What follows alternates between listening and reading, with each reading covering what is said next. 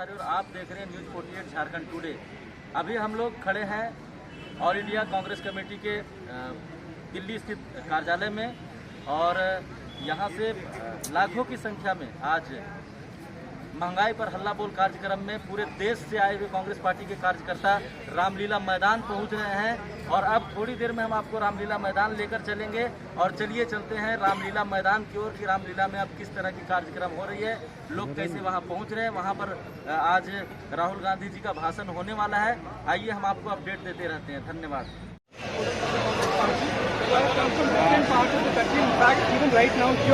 नरेंद्र मोदी मुर्दाबाद, नरेंद्र मोदी मुर्दाबाद, नरेंद्र मोदी मुर्दाबाद, महंगाई पर हल्ला बोल, राहुल गांधी हल्ला बोल, राहुल गांधी हल्ला बोल।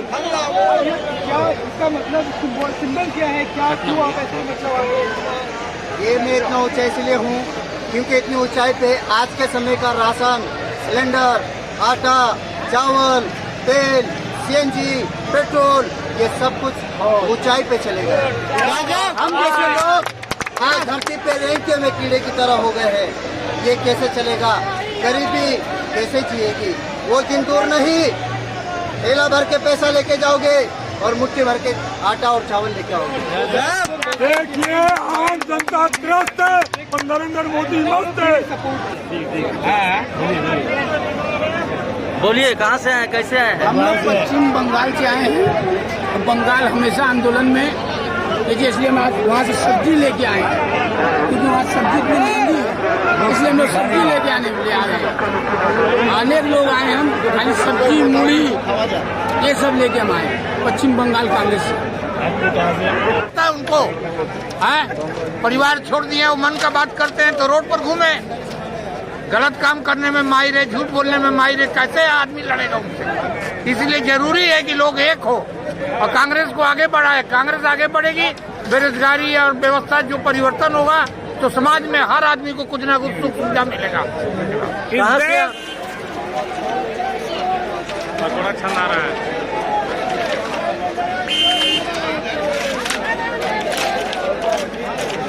ये मोदी जो पकोड़े मोदी जी बेचने बोले थे वही दुकान है ना, पकोड़े। ये देखिए भैया, ये पढ़े लिखे लोग आज दिल्ली में पकोड़े बेचने के लिए मजबूर हैं। यही माननीय हमारे मोदी जी ने बोले थे कि अगर पढ़े लिखे हो तो पकोड़ा तलो। अभी देखने को मिल रहा है दिल्ली में मोदी के आंख के नीचे, नाक के नीचे लोग पकोड़ा तल के बेच रहे हैं। कितना दाम भैया? ये आप नहीं खरीद पाएंगे क्योंकि जब मोदी का पकोड़ा सस्ता हुआ करता था, लेकिन अब इस तेल पे जीएसटी लगा दिया, उस टंकी पे जीएसटी लगा दिया, बेसन पे जीएसटी, आलू इतना महंगा हो चुका है कि हम लोग बना तो लेते हैं लेकिन कोई खरीदार नहीं। गरीब तो दूध दही खा नहीं सकता है, जीएसटी लगा हुआ है। आपकी योग्यता क्या है, क्वालिफिकेशन क्या है? मैं ग्रेजुएशन हूँ, आर्किटेक्चर भी हूँ। मेरा नाम अजलान खान है, बिहार गया से। आप ये क्या लगाए हो?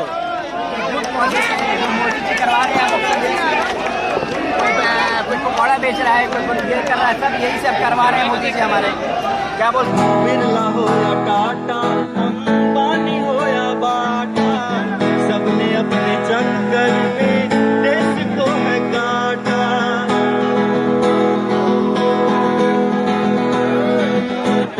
बिरला हो या टाटा, अंबानी हो या बाटा, सबने अपने देश को है काटा।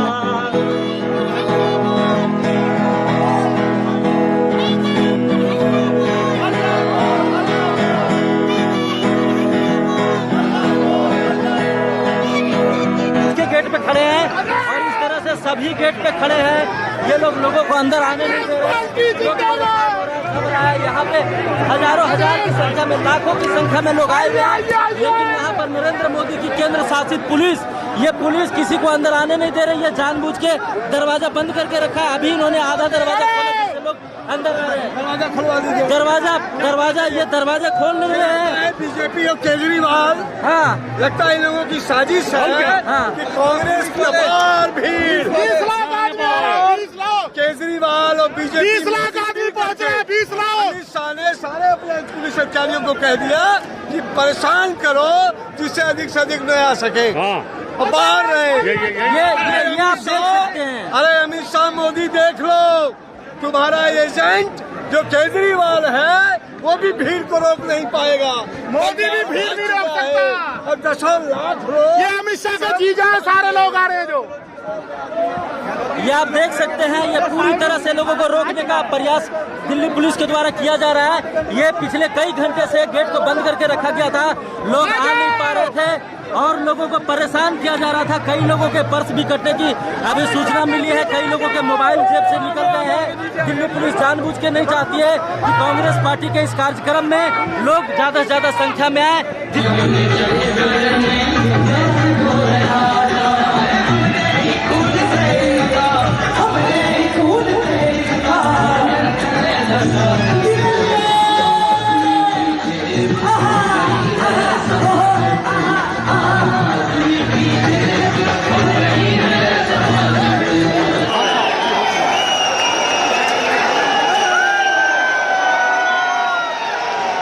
मल्लिकार्जुन खड़गे जी, केसी वेणुगोपाल जी, अशोक गहलोत जी, भूपेश बघेल जी, पवन कुमार बंसल जी, अधीर रंजन चौधरी जी, शक्ति सिंह गोहिल जी, अनिल चौधरी जी, CWC members, PCC president, CLP leaders, senior नेता और हमारी पार्टी के प्यारे कार्यकर्ता भाई और बहनों, आप सबका यहाँ बहुत बहुत स्वागत। नमस्कार। नमस्कार नमस्कार।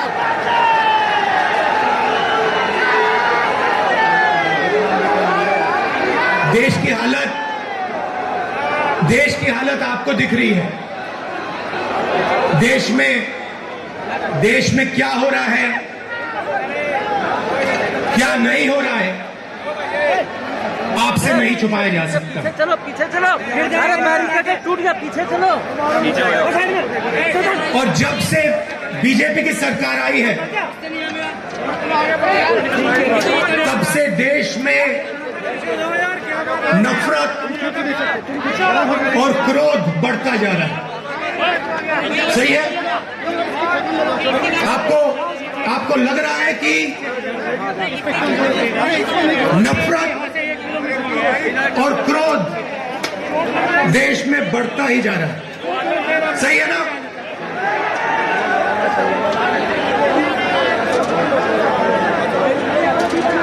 नफरत किसको होती है? भाइयों और बहनों, नफरत डर का एक रूप है। जिसको डर होता है उसी के दिल में नफरत पैदा होती है। जो डरता नहीं है, जिसको डर नहीं होता है, उसके दिल में नफरत पैदा नहीं होती है। तो भाइयों और बहनों, जब हम कहते हैं हिंदुस्तान में नफरत बढ़ रही है, उसी बात को दूसरे तरीके से कहना कि हिंदुस्तान में डर बढ़ता जा रहा है। किस चीज का डर? भविष्य का डर, महंगाई का डर, बेरोजगारी का डर, यह बढ़ता जा रहा है। और इसके कारण हिंदुस्तान में नफरत बढ़ती जा रही है। और नफरत से क्या होता है? नफरत से लोग बढ़ते हैं, देश बढ़ता है और देश कमजोर होता है। बीजेपी और आरएसएस के नेता देश को बांटते हैं और जानबूझकर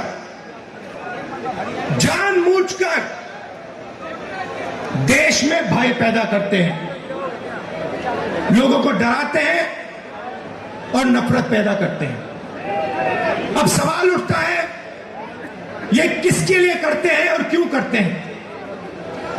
फायदा, इस डर का, इस नफरत का फायदा किसको मिल रहा है? भाई और बहनों,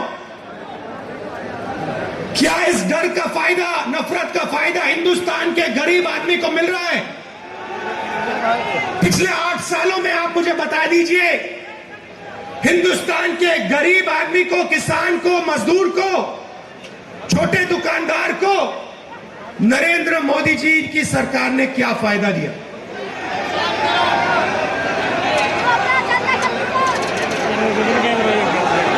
पूरा का पूरा फायदा, डर और नफरत का फायदा हिंदुस्तान के 2 उद्योगपति उठा रहे हैं।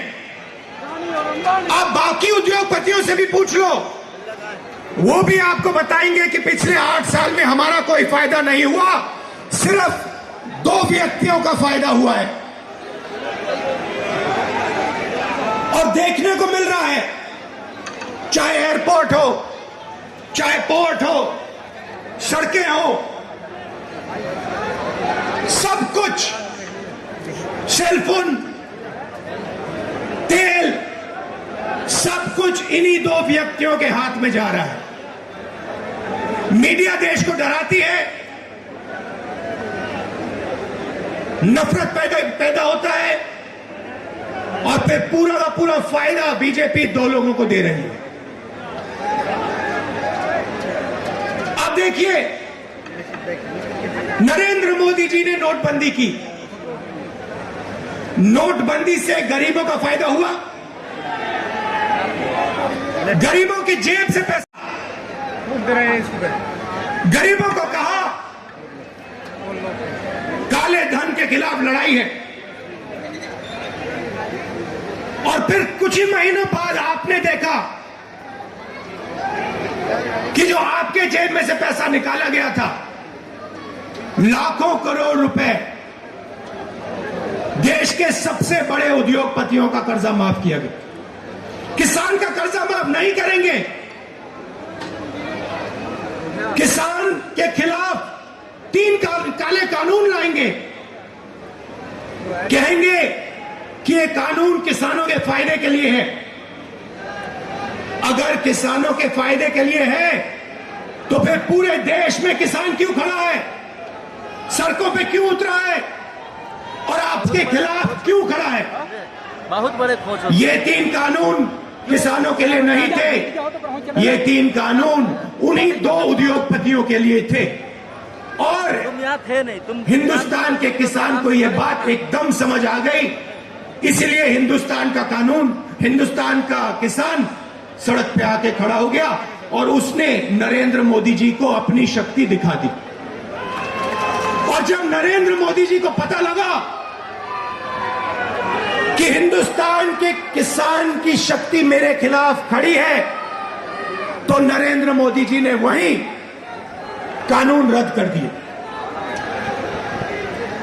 यही बात जीएसटी के साथ हुई। कांग्रेस पार्टी एक दूसरी जीएसटी लाना चाहती थी, बीजेपी ने जीएसटी को बदला, 5 अलग अलग टैक्स और जबरदस्त चोट।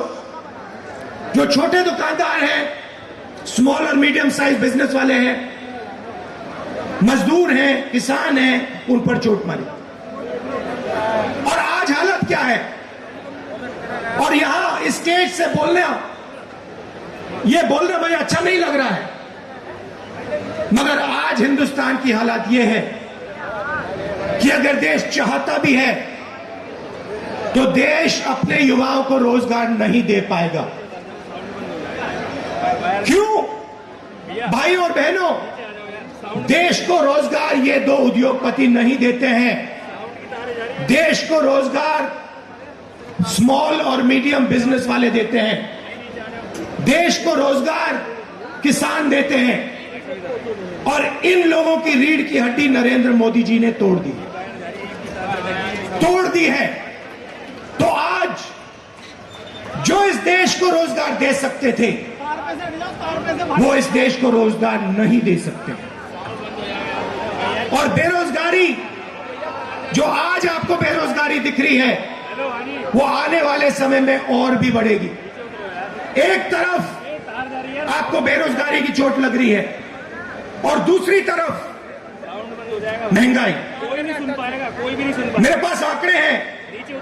2014 में एलपीजी का सिलेंडर 410 रुपए का था, आज 1050 रुपए का है। पेट्रोल 70 रुपए लीटर, आज तकरीबन 100 रुपए लीटर। डीजल 55 रुपए लीटर, आज 90 रुपए लीटर। सरसों का तेल 90 रुपए लीटर, आज 200 रुपए लीटर। दूध 35 रुपए लीटर, आज 60 रुपए लीटर। आटा 22 रुपए लीटर, आज 40 रुपए लीटर केजी। तो एक तरफ आपको बेरोजगारी से चोट लग रही है और दूसरी तरफ जबरदस्त महंगाई। भाइयों बहनों, हिंदुस्तान में ऐसी महंगाई कभी नहीं देखी। नरेंद्र मोदी जी कहते थे 70 साल में क्या किया कांग्रेस पार्टी ने। 70 साल में कांग्रेस पार्टी ने इतनी महंगाई हिंदुस्तान को नहीं दिखाई।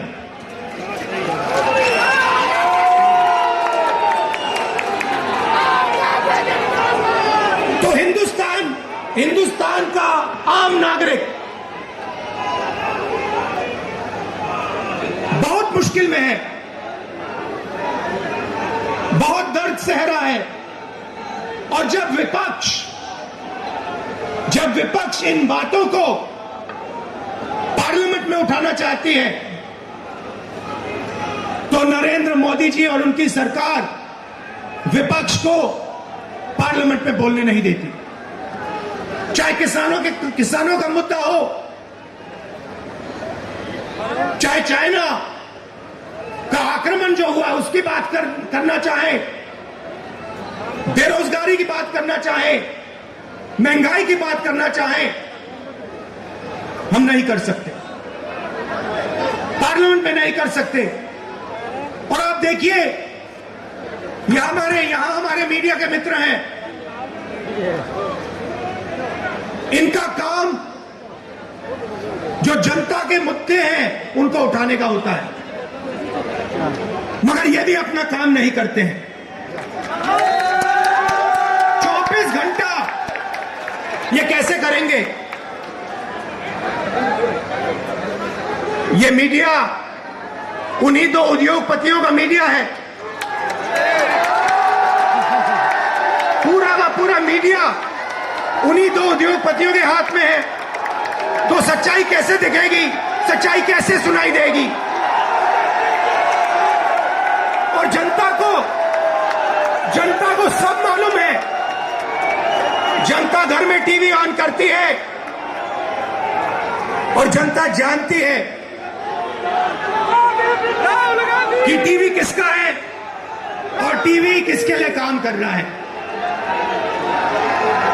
टीवी दो उद्योगपतियों का है, अखबार दो उद्योगपतियों के हैं, और ये दो उद्योगपति नरेंद्र मोदी जी के लिए 24 घंटा काम करते हैं और नरेंद्र मोदी जी इनके लिए 24 घंटा काम करते हैं।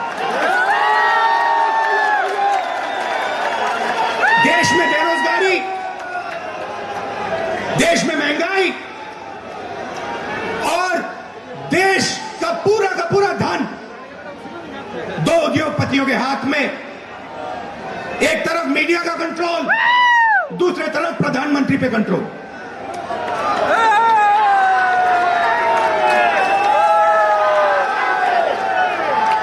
अभी किसी ने कहा नरेंद्र मोदी जी प्रधानमंत्री हैं, मगर मैं आपको एक गारंटी दे सकता हूं, नरेंद्र मोदी जी प्रधानमंत्री हैं, मगर उन दो उद्योगपतियों के समर्थन के बिना नरेंद्र मोदी प्रधानमंत्री नहीं हो सकते। मीडिया के समर्थन के बिना नरेंद्र मोदी प्रधानमंत्री नहीं हो सकते। और जो हिंदुस्तान के इंस्टीट्यूशंस हैं, चाहे मीडिया हो, प्रेस हो, चाहे हमारी जुडिशरी हो, चाहे हमारा इलेक्शन कमीशन हो, उन सब पर दबाव है, उन सब पर सरकार आक्रमण कर रही है। तो यात्रा की क्या जरूरत है? यात्रा की यह जरूरत है कि विपक्ष के सामने और कोई रास्ता ही नहीं है, हमें सीधा जनता के बीच में जाना पड़ेगा। मीडिया हमारा नहीं, संसद में हम बोल नहीं सकते, तो अब कांग्रेस पार्टी और बाकी विपक्ष के पास सिर्फ एक रास्ता है, जनता के बीच में जाकर उनको देश की सच्चाई बताना। ग्राउंड पे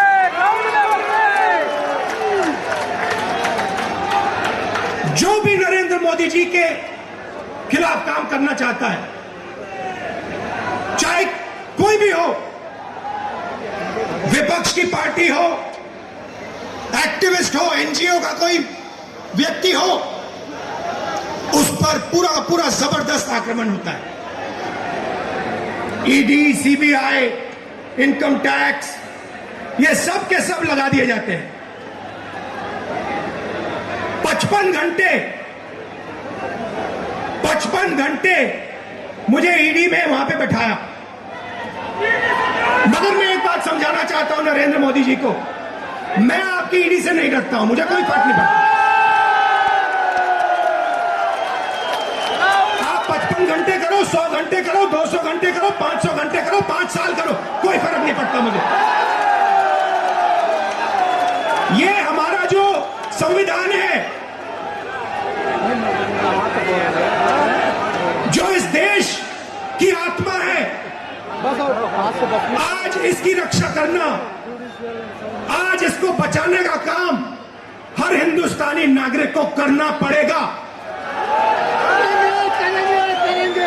क्योंकि अगर हमने ये नहीं किया, अगर हम आज नहीं खड़े हुए, तो फिर ये देश नहीं बचेगा। क्योंकि ये देश संविधान है, ये देश इस देश की जनता की आवाज है, ये देश इस देश की जनता का भविष्य है। ये देश दो उद्योगपतियों का नहीं है, ये देश हिंदुस्तान के गरीब लोगों का है। और आज दो हिंदुस्तान बन गए हैं, एक मजदूरों का, गरीबों का, किसानों का, बेरोजगार युवाओं का। उस देश में कोई सपना नहीं देखा जा सकता। उस देश में अगर आप रोजगार चाहते हो नहीं मिल सकता, अगर आप अपने बच्चों को कॉलेज यूनिवर्सिटी में भेजना चाहते हो आप नहीं कर सकते हो। उस देश में आपको अपना खून पसीना देना पड़ेगा, और खून पसीना देने के बाद आपको कोई फायदा नहीं मिलेगा। और दूसरा देश इसी हिंदुस्तान के अंदर 2, 3, 10, 15 उद्योगपतियों का, अरबपतियों का, उसमें आप जो भी सपना देखना चाहते हो देख सकते हो। राहुल गांधी, जो भी आप चाहते हो आपको हिंदुस्तान में मिल जाएगा। भाई और बहनों, इन दो देशों के बीच में लड़ाई है। नरेंद्र मोदी जी की विचारधारा कहती है कि देश को बांटना है और पूरा का पूरा फायदा चुने हुए लोगों को देना है। हमारी विचारधारा कहती है कि देश सबका है और देश की जनता जो अपना खून और पसीना देती है, उसका फायदा 2-3 उद्योगपतियों को नहीं मिलना चाहिए। उसका फायदा हिंदुस्तान के किसान को, मजदूर को, गरीब को, बेरोजगार युवाओं को मिलना चाहिए। यह फर्क है। और आप जाइए, आप आज चले जाइए और किसी भी छोटे दुकानदार से, किसी भी मजदूर से, किसी भी स्मॉल और मीडियम बिजनेस वाले से किसी भी किसान से पूछ लीजिए, क्या यूपीए के समय और आज के समय में क्या फर्क है। यूपीए के समय में 70,000 करोड़ रुपए यूपीए की सरकार ने हिंदुस्तान के किसानों को दिया बिना पूछे। भैया पानी। नरेंद्र मोदी जी ने 3 काले कानून दिए। मजदूरों के लिए यूपीए सरकार ने एक ऐतिहासिक कानून मनरेगा दिया। नरेंद्र मोदी जी ने पार्लियामेंट में कहा कि मनरेगा गरीबों पर अपमान है, और फिर आज उनको नरेगा देना पड़ रहा है, क्योंकि अगर आज यूपीए का नरेगा नहीं होता हिंदुस्तान में आग लग जाती। सही कह रहा हूं। कोविड में तो वही काम आया। हाँ। जमीन अधिग्रहण बिल हम लाए, लाखों करोड़ रुपए हमने अच्छा वो तो गरीब जनता सजा के बोलता है ना, को कॉम्पनसेशन में दिला, लाखों करोड़ रुपए अरबपति बना दिए। कन्हैया कुमार सही बोले। पहले बिना पूछे किसान की जमीन छीन ली जाती थी, हजारों एकड़ बिना पूछे 1 मिनट में छीन लिया जाता था। हमने कहा यह गलत है, हम कानून लाए। नरेंद्र मोदी जी ने पहला काम उस कानून को रद्द करने की कोशिश की, उनका पहला काम था।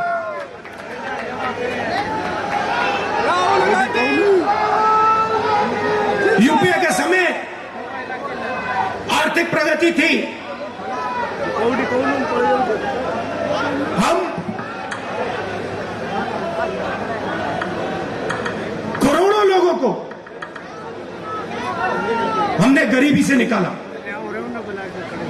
जितने लोगों को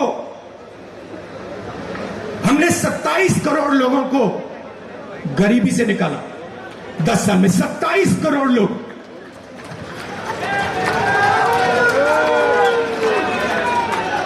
भोजन का अधिकार, मनरेगा, कर्जा माफी,